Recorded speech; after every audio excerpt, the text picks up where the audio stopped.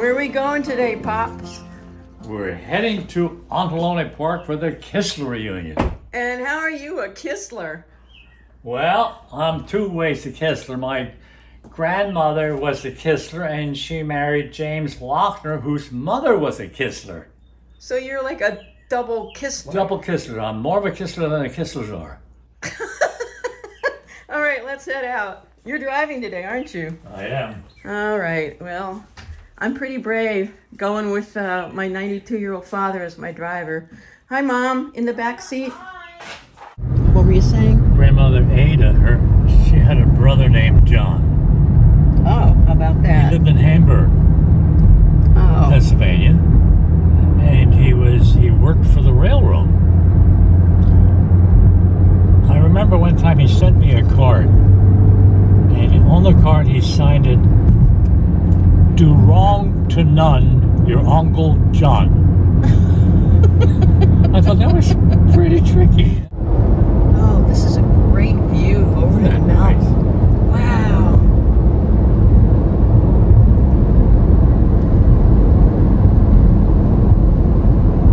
See that big of a knob over there? Oh wow, I love this down here. Look, it's still a lot of farmland. Mm-hmm. This looks like a great hill to come over. Mm-hmm. Oh wow.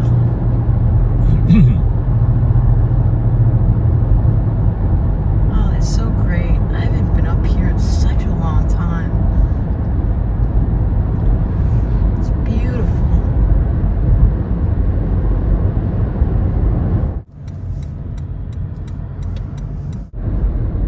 What town is this, Dad? I forgot. You forgot.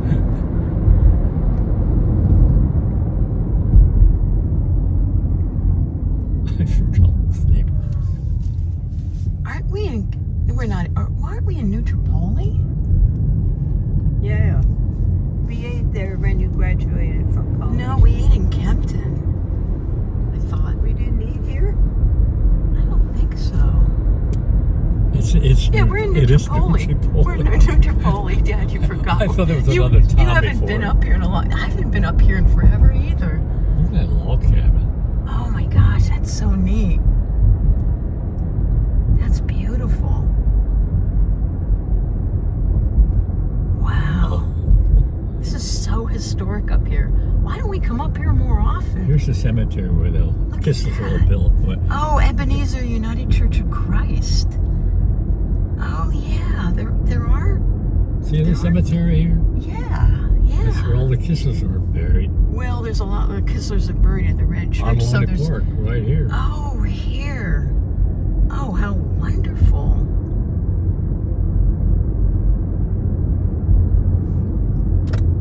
I wasn't here in a long time. We used to go up here to listen to Shorty Long. Shorty Long. And Sally Dolly Starr. Dimbles. Sally Starr used to Dolly. come up here.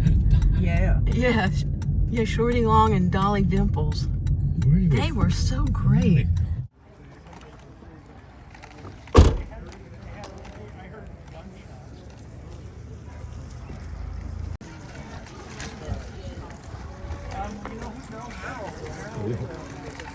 Schmeckt gut. What does that say? It says schmeckt gut, but we always say schmuck gut. Schmuck's good. Schmuck's You say schmuck's good. Yeah, they didn't say schmeckt gut. you? Almost sounds like That means Schneck. let's eat. Let's eat. Yes. How are they going to do it so they can hear?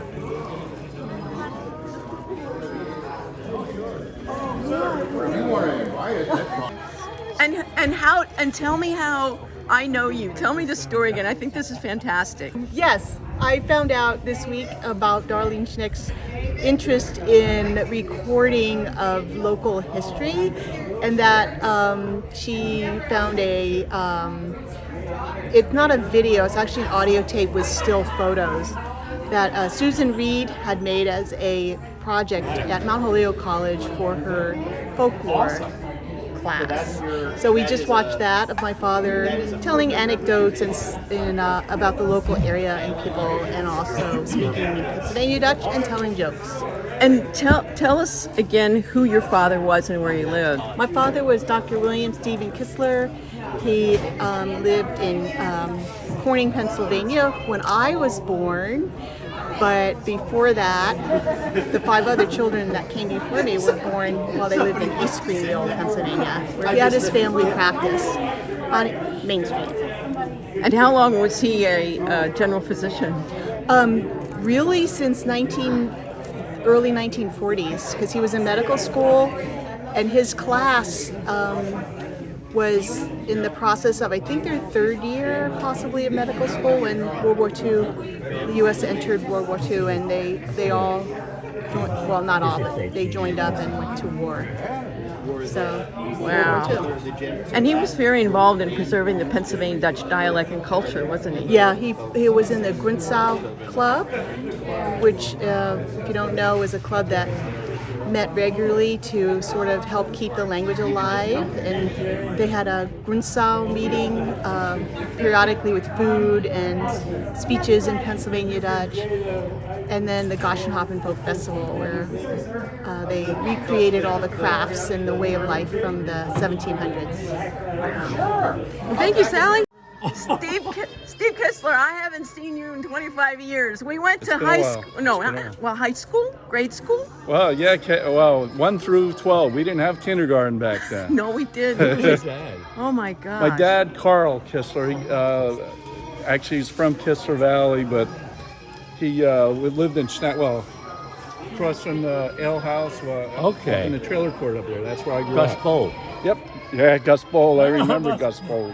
Oh my God. I remember your smile. You always had the best smile. You know what? You were a good kid. You were not a naughty boy. I didn't get in any trouble. No. I'm unremarkable in every way. Kannst du Deutsch schwätzen? What? Kannst du Deutsch schwätzen? No. Ja, ich kann. Du kannst mich nicht verkaufen. There. Very good. He said the same thing I said. We're gonna have to see how Maybe many Dutch maybe I dialect have to ask speakers we him have. about that, cutting the wood. Oh yeah, okay. No, when I was a young boy on the farm over in Rising Sun, Schnecksville, there was a carpenter working on our house, and he was an old Dutchman, so he's sawing the wood. Yep. On the horses, he's Yep. sawing by hand. He saw the horse off. Now huh? see if you understand what he was saying. He said, "Zweimal abschnitten und noch zu kurz." Yep. You're right. It's so soft now. Yeah, you're right. Cut it off 2 times, it's still too short. Oh, yeah. That's right. I thought I had you stumped. No, you don't stump me. So are you a Kistler? How are you a Kistler? My wife is a Kistler. Your wife is a Kistler. You're a daughter. She was helping she helped organize this thing. She's been on the phone 3 times a week for the last 2 months and a half. Welcome. I understand we're connected somehow. And Jean, nice to have you. She was a Mennonite Schwenkfeller from Zeisloff. Oh, well. She was like Geisinger. Okay, well, we certainly know where all that is. And Schultz. Okay, very good, very good. And tell me your name again. Barbara Kistler Dotterer, and I'm married to Russell Dotterer, and my father was William E. Kistler. My grandfather was William A. Kistler. My great-grandfather was Elmer C. Kistler, who was a teacher and a squire in the Kistler Valley. And I lived in the Kistler Valley for 19 years until I got married, and we celebrated our 62nd wedding anniversary, and we have 2 sons. Gary first is Gary, and second is Neil. Jay Kistler. I am. And you are in charge of genealogy?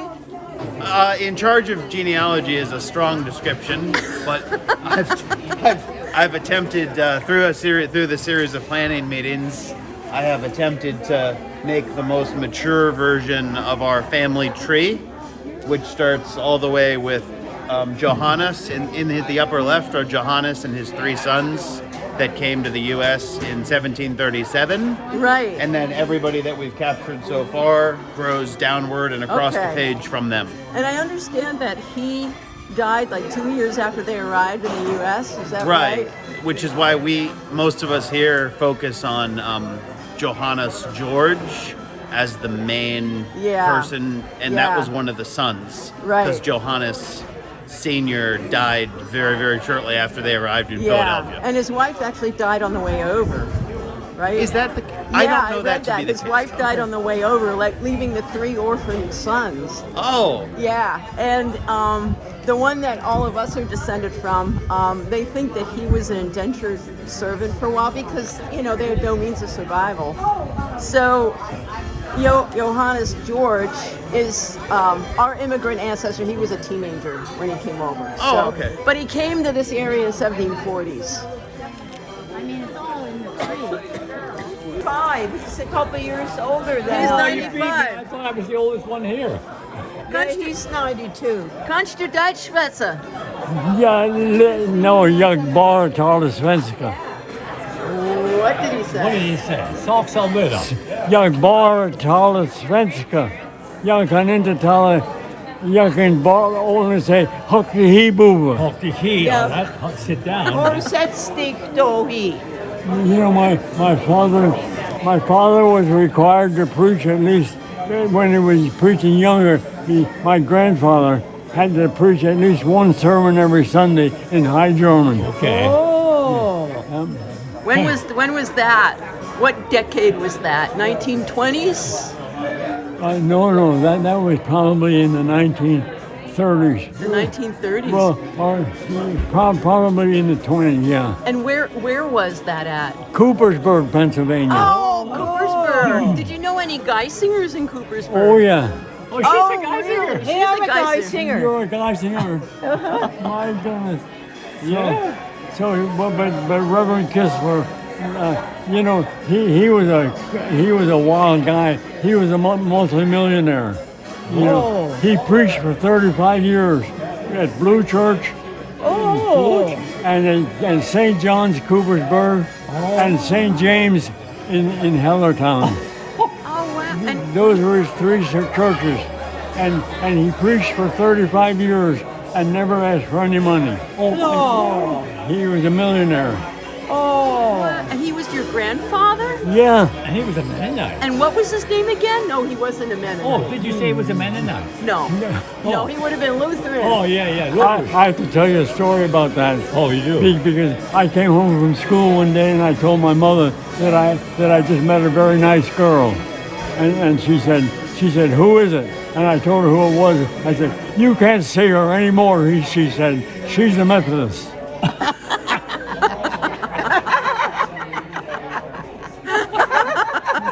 That's funny. That's funny. Isn't that great? That's great. I see. And my father married a nun. Okay. Yeah. How did that Catholic- happen? A Catholic nun. No, a Lutheran nun, a deaconess.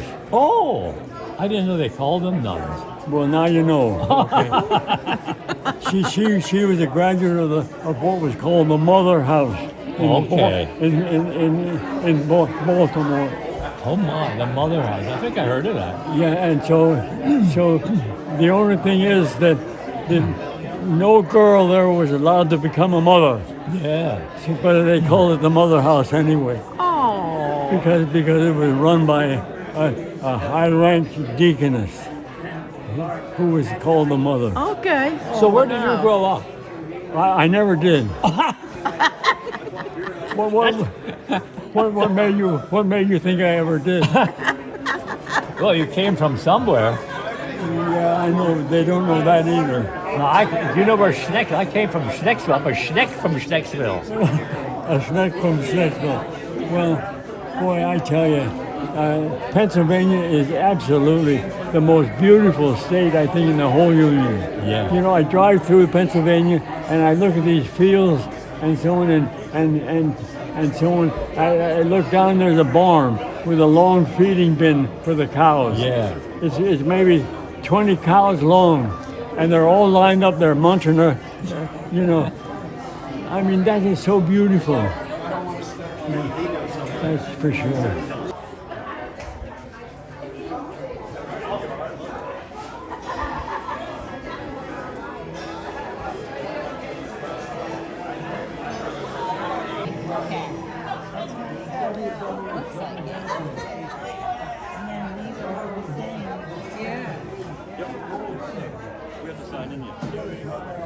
Here's little Steve Kistler.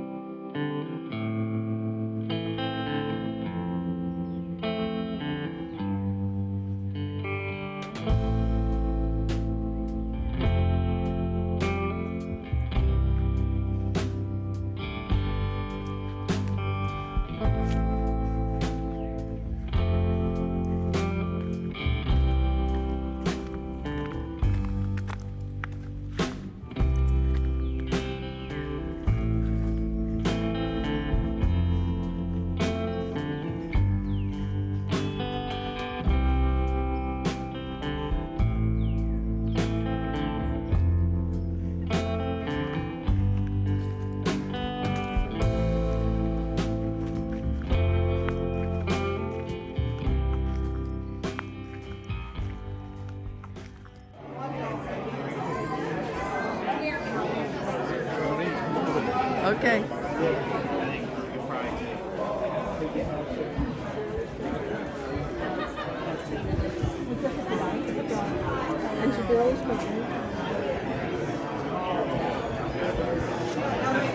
There she is. Kannst du Deutsch schwätzen? Oh yeah, Clay Bissell. Oh, great. David Kistler, tell us all about himself. He's 97. You're 97. I'm just No, 90. 90. Oh, he's 90. Oh, you were kidding me. You're 90. Oh, you're only 90. I'm only 90. Yeah, well, I'm 92. He's 92. You two are brothers, right? You're a brother of this guy over here, right? We think we're brothers, but You're Kistler brothers. we haven't checked to Dan find and David. Who's the older one? Who's the older one? You're the older one, Yes, right? he's the You're the older one. How can you tell? You told me. Your name is Harold Kistler? Harold Haydworth. Harold Handwork. Yeah, but I am a Kistler. But. You are Kistler. Well, that's great. So we won't make any additional assumptions about this.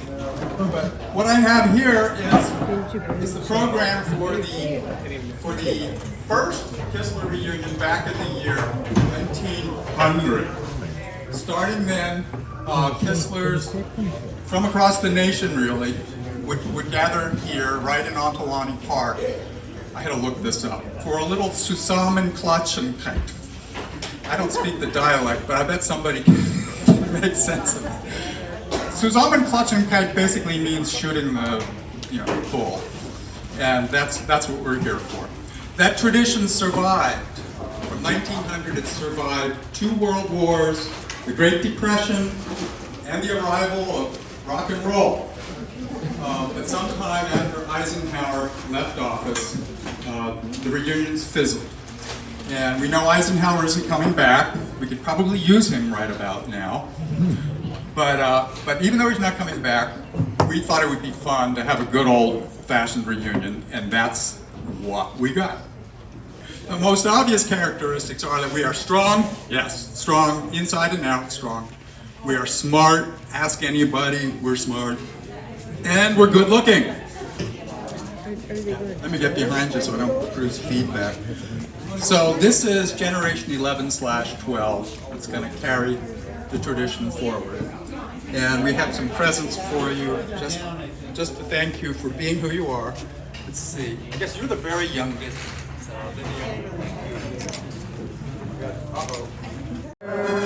Through the night with the light from above, from the mountains to the prairie.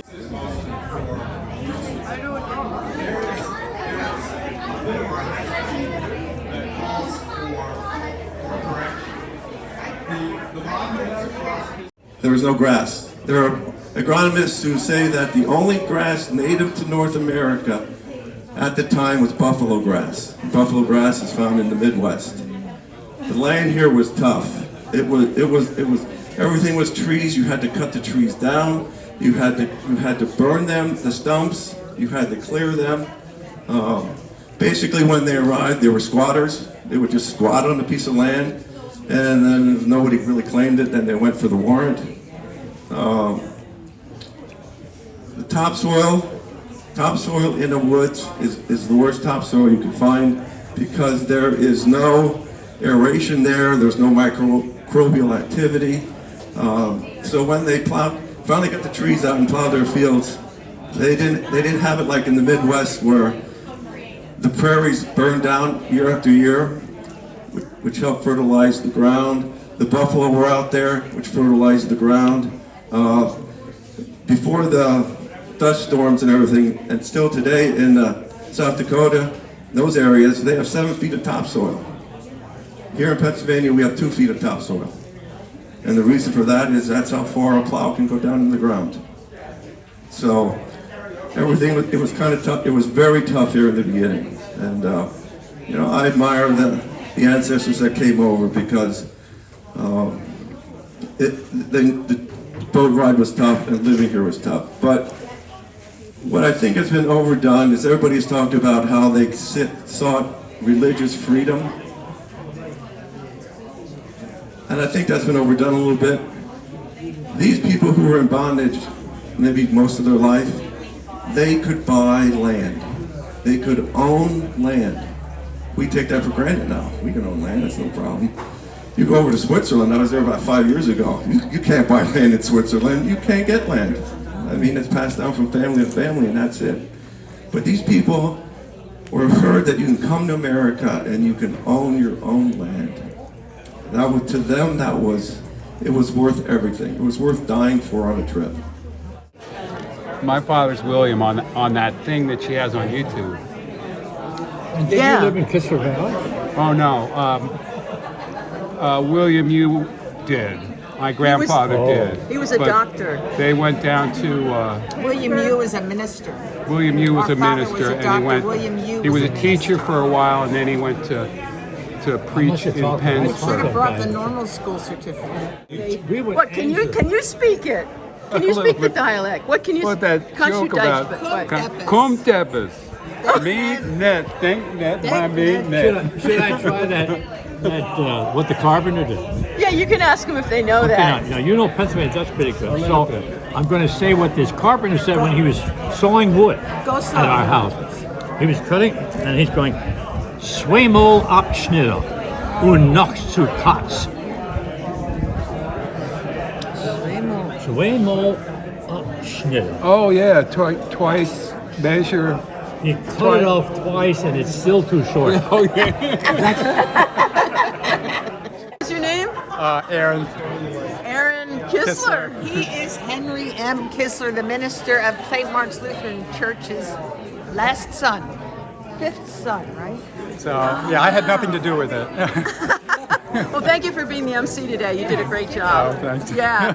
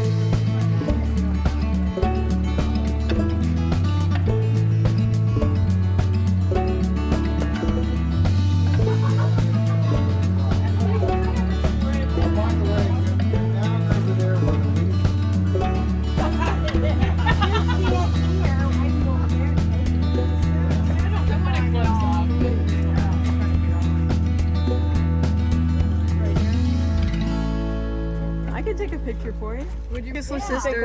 They're all kind of the wavy thing. It's so pretty here. Oh, okay. You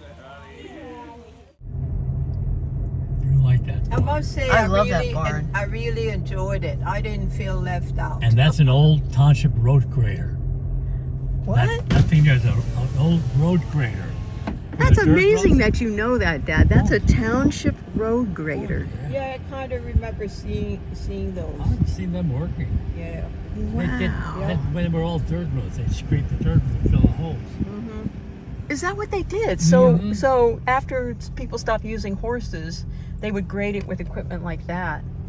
Well, no, the dirt roads. Oh, the dirt roads. When it was muddy, they would make holes. Well, that would scrape it level. Okay. That was just the rural roads. It wasn't for the fields. Right.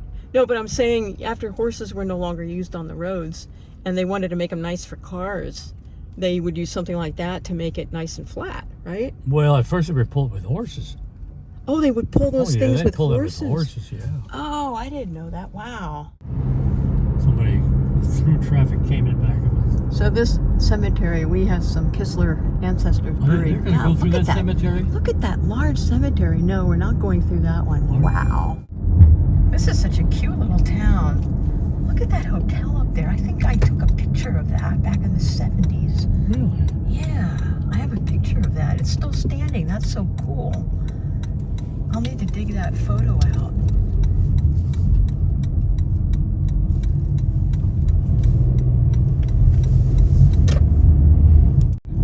So we're heading to Jerusalem Union Church, also known as the Red Church, where the early Kistler settlers are buried.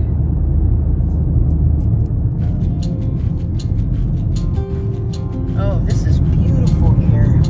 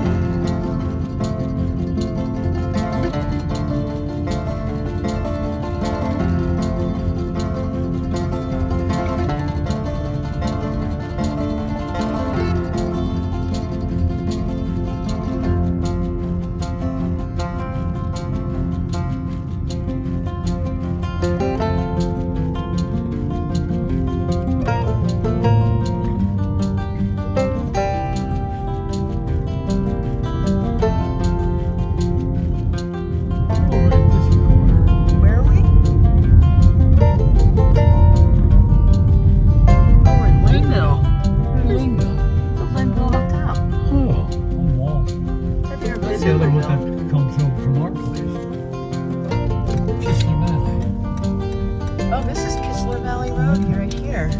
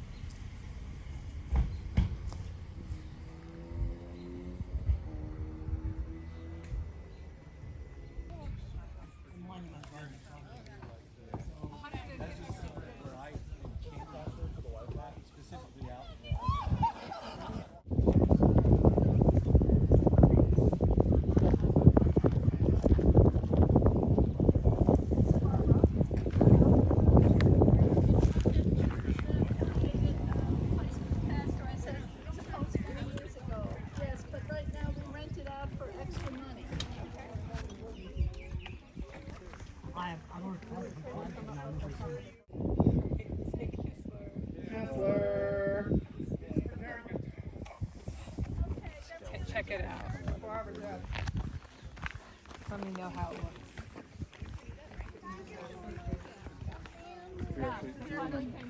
Just like the picture.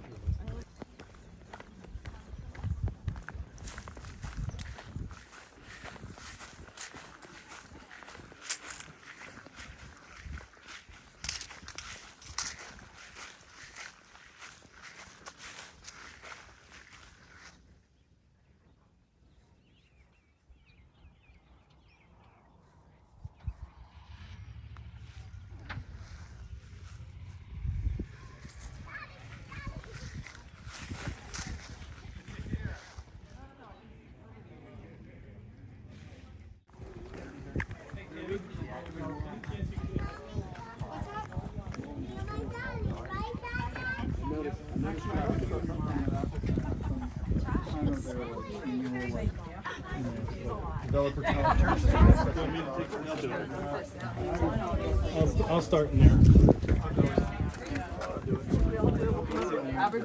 Yeah, there you go. That one has on it, so I thought that. I don't know. I got nothing. She's at the lectern already.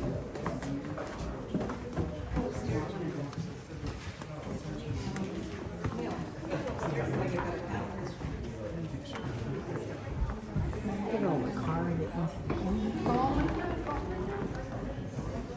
No? Okay. Yeah, you guys have to I know you just guys. a little bit. Just a little bit. Beautiful church. Oh my gosh, it's amazing. A yard which we mow, which is on exhibit down there.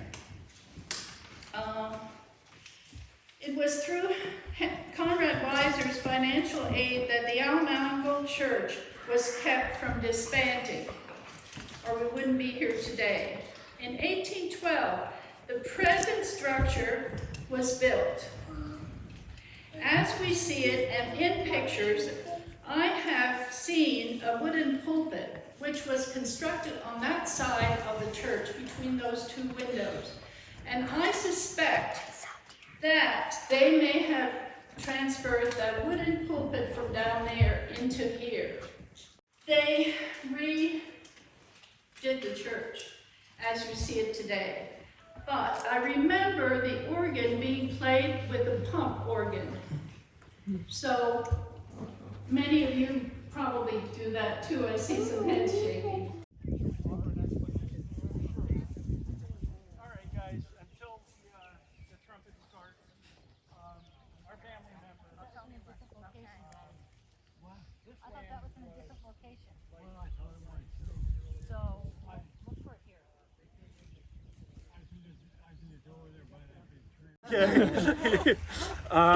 But after they cleared the land, this is what they found. So this is actually larger than some of the headstones here. So, but you can see how the plows went over this for all the years. And so I pulled one out in just good faith. So, And if anybody wants to hold it, yeah. you're more than welcome. All right, anything else, Aaron, for now?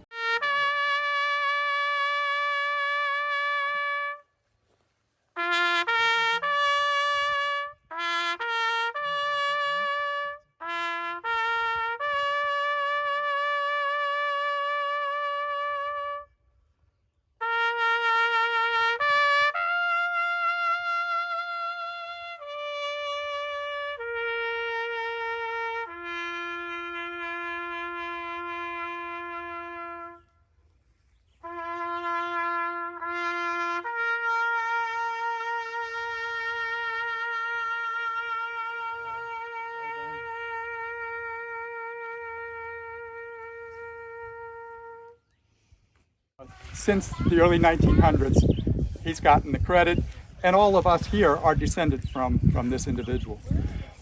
If you make it back to Ontelaunee Park, excuse me, John George is the very first person that is noted in the, where's Steve? Steve's involved in the Veterans Memorial. John George is the very first person mentioned in the Veterans Memorial back in Ontelaunee Park. So he definitely served. He definitely did his due without a doubt.